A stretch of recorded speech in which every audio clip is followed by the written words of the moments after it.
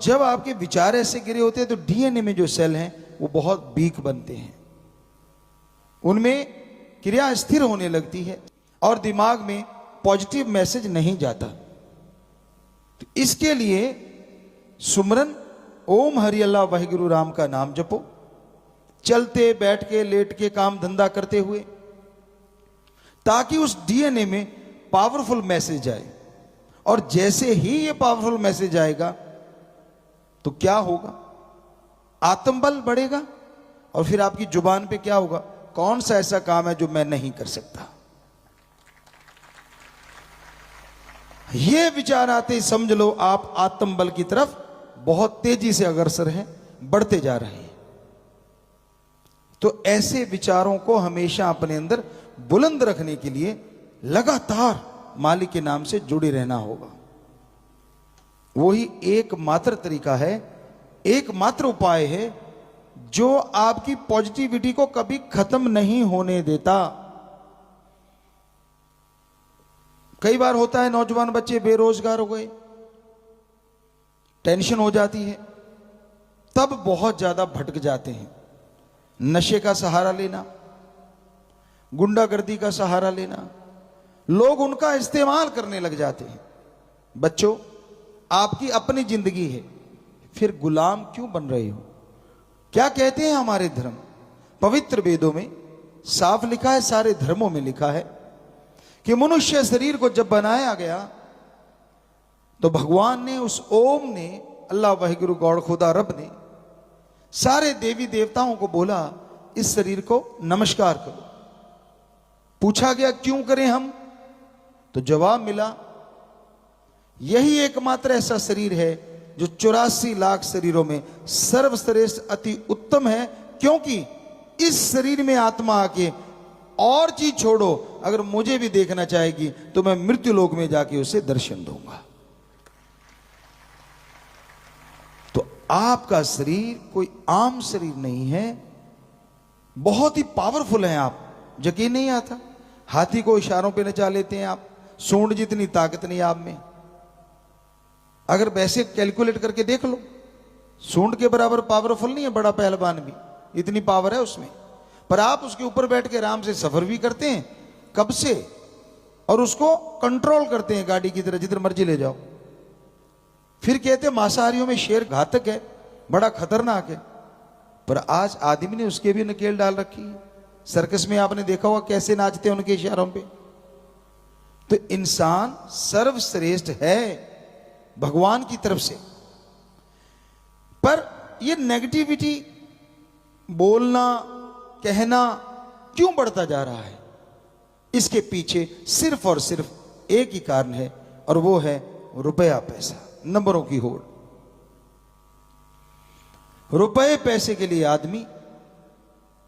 आदमी के लिए बुरा सोचता है, गलत करता है, और इस रुपए पैसे की वजह से जो बच्चे बेरोजगार हैं उनको कोई गुमराह कर लेता है, अपने साथ चलने के लिए मजबूर कर देता है।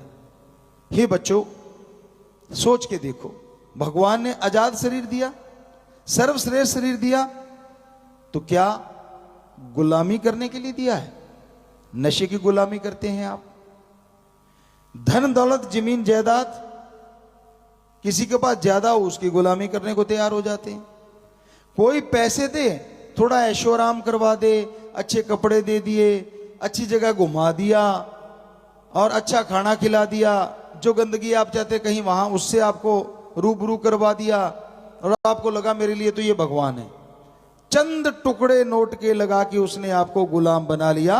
भगवान ने आपको आजाद शरीर दिया था, आजाद। क्या आपका जमीर मर गया है जो आप झूठ पे झूठ बोलते रहते हैं? क्या आप जमीर मर गया है जो आप सोचने को मजबूर ही नहीं होते कि मैं गुलाम बनता जा रहा हूं? क्या आप इंसान हैं, कहीं रोबो तो नहीं? जैसा जिसने बटन दबाया वही बोला वही चला, वैसे ही किया। तो हे बच्चों, ऐसा कभी नहीं करना चाहिए। भगवान जी ने हमें 84 लाख शरीरों में सर्वश्रेष्ठ सर्वोत्तम माना है और बनाया है। तो बाकी शरीरों से कुछ अलग करके दिखाओ। खाना पीना आपका है, पशु पक्षियों का भी होता है। बच्चे आपके हैं, पशु पक्षियों के भी होते हैं। घर आपका है, घोंसले उनके भी होते हैं, एरिया उनका भी होता है। बल्कि पशु तो जीते जी काम आते हैं और मरणोपरांत उनका हर चीज काम में, हड्डियां, चमड़ा, मांस सब काम में ले लिया जाता है।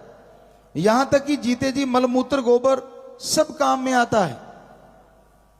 और आपका जीते जी संभालने की दिक्कत आई हुई है। जनसंख्या इतनी बढ़ रही है तो कहां संभालें उसको, और मरने के बाद हड्डियां संभालने में दिक्कत आ जाती है। वहां भी जुत्तम पेल होती देखी है। किसी सज्जन के साथ हम गए, देखा तो वहां खींचातानी शुरू हो गई, ये तो मेरा ग्राहक है, ये तो मेरा ग्राहक है, ये तो मेरा ग्राहक है। झगड़ा शुरू हो गया। अब उसकी बाजू पकड़ी, कोई इधर खींच के ले जाए, कोई इधर खींच के ले, कपड़े अलग फट गए और टैक्स अलग लगा, तब जाके वो मुक्ति वाला काम मिला। यानी आपकी हड्डियों को भी टिकाने लगाने में जब मरने के बाद उस पे भी पैसा लगता है और वो भी प्रदूषण फैलाती हैं। तो पशुओं से फिर बेहतर कैसे हो गए आप?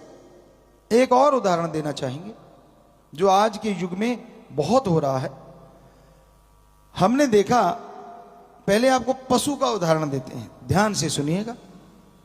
राजस्थान में यहां हमने जीवन जिया, वहां मिर्ग वगैरह हर तरह के पक्षी रहते थे और बहुत कम लोग मारते थे, चंद लोग होते थे, अदरवाइज मारते नहीं थे। हमारे जैसे लोग उनको बचाते थे।